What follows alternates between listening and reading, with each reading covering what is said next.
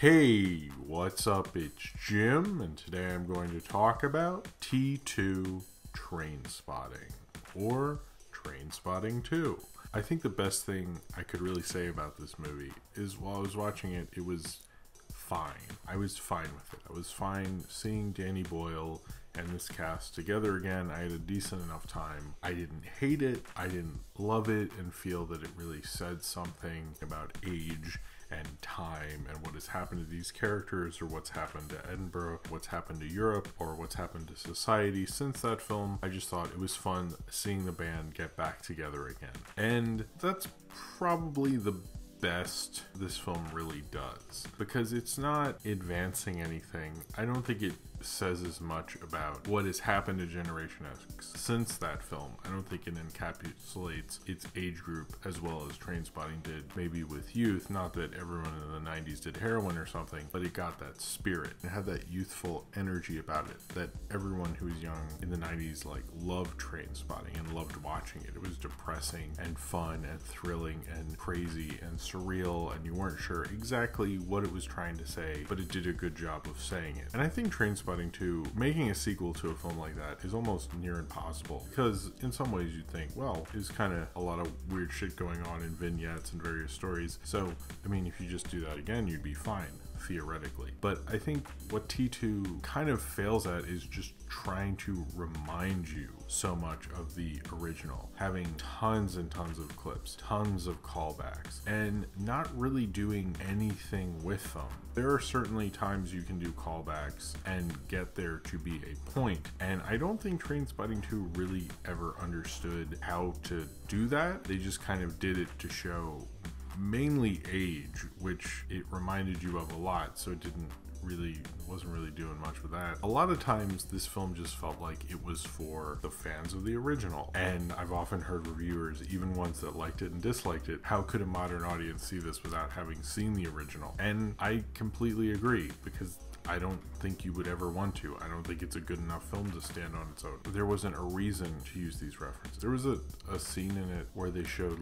the worst toilet in the UK, or the worst toilet ever, wherever it was, from the original, and they referenced that. But I kept thinking all the opportunities they could have had that toilet in a place showing how gentrification had happened, or showing in the original where that toilet was and how that place become this new place and how society had changed and things like that. There's kind of mentions, but they're not trying to say much with it. This is just kind of a fun little reunion, reminding kind of a movie that kind of pretends like it's saying something, but doesn't end up saying anything about the attitude or the feel of getting older. It just kind of acknowledges it and gets them all back together to put a smile on your face. And if you like the original, I'm sure you'll have a good enough time with this, but I doubt you'll really remember it or even want to have a DVD next to your old DVD. It's not a fantastic film. It's not even showing how Danny Boyle's improved. It kind of does the opposite. It just makes you kind of want to rewatch Trainspotting and leave it at that. It's been 20 years since Mark Retton, played by Ewan McGregor, stole $16,000 from his friends when they tried to make a big drug deal and fled the country and moved to Amsterdam, and after having a heart attack and not being in the greatest shape financially or anything like that, decides to go back to Edinburgh to see his friends and his family. He meets up with his friends Spud and Sick Boy and sees where they are, as Spud has gone back to heroin after losing everything because of a mistake with daylight savings time, and then seeing how Sick Boy, who now runs the Port Sunshine pub and is trying to blackmail various rich men with his Bulgarian girlfriend named Veronica, they all get back together and start doing various scams and various schemes and going on various adventures together and getting the whole band back together, as Begbie from the original has escaped from jail and he wants to get revenge on Mark for stealing the $16,000, as everyone's gotten back together for the first time in 20 years since the events of the first film. I actually really liked seeing those four guys together, and Ewan McGregor is someone who I would really like to have sort of a comeback, and this does with this and the possibility maybe of him making Obi-Wan Kenobi movies. This is kind of the nostalgia part of his career, which I guess sort of worked out for him, and I like seeing him again. Even Johnny Lee Miller and Robert Carlyle, who I guess are more known for their TV shows, at this point, even the guy who plays Spud, I was like, I need to see him in more stuff.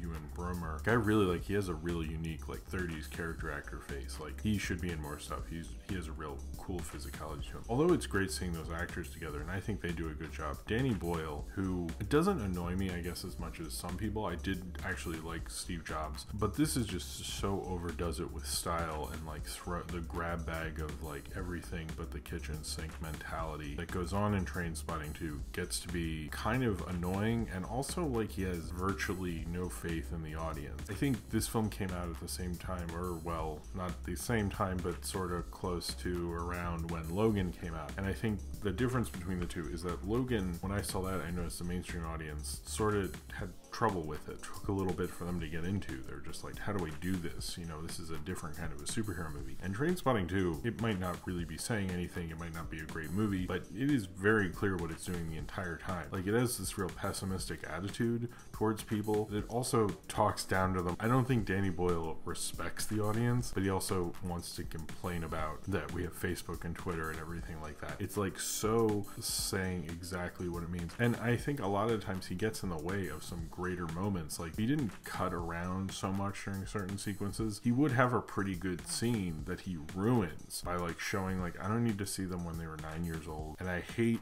when movies do the thing like they were all best friends all along. Ever since they were like fucking 2 years old, they were best buddies. It's like, no, they were just a bunch of people who met when they were older. We don't need all that. Even if that was in the book, I don't care. Just like, that does not need to be in there. The whole thing with all these clips, and then they did have actors recreating parts from Trainspotting, apparently used footage that had never been shown or something. I've read that a couple places. I don't know. That seemed very unverified. And it really spells things out to me. And I think there are often times when I wish he wouldn't have done that and had more confidence. And I think this film could have really echoed in a way. In a lot of ways, this film really wanted to spell things out for you and do it in like a safe way. I was just kind of fine with this because it does kind of wash over you. It's like watching a band get back together, do a nice performance. You're like, oh, that was fine. But you're not excited to hear their new stuff. You kind of just want to go back and revisit the old thing. And that's mainly what that accomplished. I did watch Trainspotting again before seeing this, and I was like, wow, this was like really good. And Danny Boyle's stylized nature that he brought to that film didn't overdo it, like I so think he always has to do now. And this is one of the worst times I've seen it. Like, sometimes he do stuff just because he has a shot like of an apartment building and someone uses the elevator and he has to have numbers going up the side. And there are often so many times when Ewan McGregor was in like the mirrored bathroom and shit that there were cool shots and he ruined it by cutting around. I think this is probably one of Danny Boyle's worst directed films, and a lot of people who worked on it said this is more for us. And it sort of does feel like someone jerking off or something. It feels like a director and a cast doing something for themselves. I don't know if they thought about us as an audience other than just, aren't you happy we're all together again? And it does a lot of like obvious things, like the whole idea that Spud's writing down all his experiences, and particularly the ending of that. When Bigby and Mark meet up, it's very like stupid Hollywood. I think in a lot of ways it shows what's happened to Danny Boyle since Trainspotting, is he went to being this exciting director who I think had endless possibilities. The 90s, whether you look at The Big Lebowski or Pulp Fiction or Trainspotting, these are films that didn't have a structured kind of a story, but they flow so well, and you're like, I don't know what exactly that was doing. You get the energy of it, you get the flow of it, but it's not as structured in all of that. But it's such an entertaining time. I can't deny it as a great movie, and it shows someone who almost needs those Hollywood conventions to get around that. I don't think he could have made Trainspotting. I think when Danny Boyle has a good scene and has a good script, like in Steve Jobs, he can do good work. I don't think he's too far past gone. And in this, it's like kind of the fear I've always had while watching his films, that his stylized kind of nature, his over grab baggy kind of throwing weird trippy sequences for no reason and throwing that at you and such, would overpower the narrative and it wouldn't be saying anything, and we just get this kind of stylized nonsense movie. And that's kind of Trainspotting too. That's what you're getting from it. I think the big difference between this and Logan is Logan respects its audience and looks at what it has done with Wolverine and really says something about the age of superhero films and violence, and probably does a lot more with the superhero genre and format than most movies do, making it more about the character than the format. And I think Trainspotting 2 sort of wants all those cliches. It wants all those things. It wants to simplify things because they're used to those things. It's crushing onto things that Logan was trying to stay away from and clearly couldn't because it's a much bigger film. It was kind of a different kind of a thing. It's like an exciting kind of thing. And Trainspotting 2 misses that excitement that Trainspotting still has to this day. It's an exciting film. Had they used that these characters represent something to a certain generation. Like, I don't know anyone my age who has not seen Trainspotting and around my age. It is a big movie. And the idea of what Logan does, which is use your past and like the whole idea of comic book movies and franchises and using that continuity to say something with it. And Trainspotting 2, like, you use the continuity to get me in there and to have an enjoyable time, and clearly that is the only way anyone is going to see this movie. You know, there's no other way too. It doesn't say much to it other than sort of remind you and show you how old they are and shit, but it doesn't use it to say anything about a changing world and existentialism and nihilism and things like that. It's actually quite fan servicey and tucking you in with Trainspotting, and I think that's probably the sadder thing, is to see this kind of softer edge to Trainspotting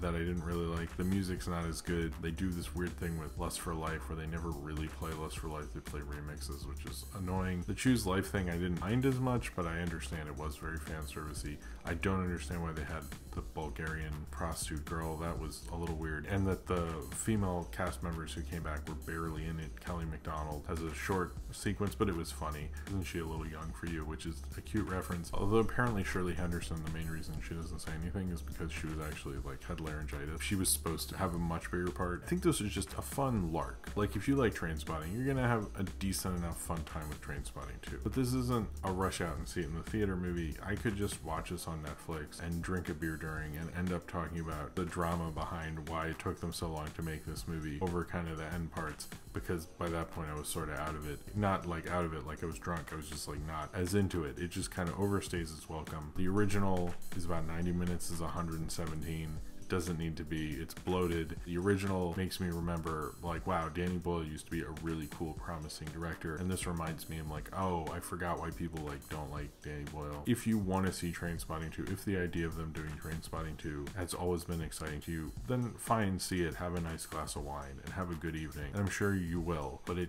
probably won't be something you ever see again or think about again unless someone brings it out. They'll be like, oh yeah, I think I saw that, whatever. When you're making a sequel like this, you really have to prove it to us beyond that. And I don't think Trainspotting 2 does that, but I'm kind of sort of okay with it not, but I don't think it was a good movie either. I'm kind of like mildly fine with it. It shows that these guys could never make that movie again and even approach making sort of a different thing. They kind of made this kind of mildly very referential movie that sort of tries to do something different but also stays very referential towards the past project.